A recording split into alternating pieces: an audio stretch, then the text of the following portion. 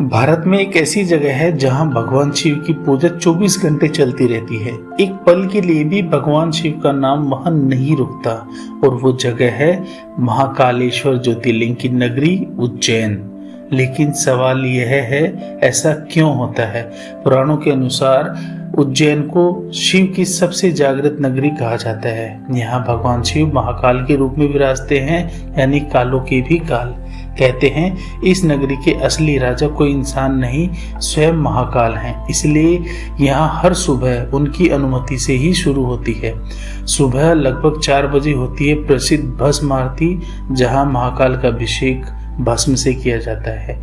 यह दुनिया की सबसे अनोखी आरती मानी जाती है। लेकिन खास बात यह है, पूजा केवल सुबह तक सीमित नहीं रहती है। दिन के अलग अलग समय पर अभिषेक, आरती और रुद्रपाठ चलता रहता है। और जब रात होती है तब मंदिर के आसपास साधु संत और भक्त और तांत्रिक जप, ध्यान और शिव की साधना करते रहते हैं। कहा जाता है उज्जैन में एक भी पल ऐसा नहीं होता जब भगवान शिव का नाम ना लिया जा रहा हो। कई साधु संतों रात भर भगवान शिव का नाम जपते हैं ताकि उज्जैन में शिव धारा कभी बंद ना हो। लेकिन सबसे दिलचस्प बात यह है कि कई पुराने संतों का मानना है कि उज्जैन महाकाल की नगरी है और यहाँ आध्यात्मिक ऊर्जा लगातार जागृत रहनी चाहिए। इसलिए लोग कहते हैं अगर कभी यह परंपरा टूट जाए और महाकाल की नगरी में शिव का नाम कहीं रुक ना जाए, तो यह केवल एक परंपरा का टूटना नहीं होगा, बल्कि एक बहुत बड़ी आध्यात्मिक चेतना मानी जाएगी।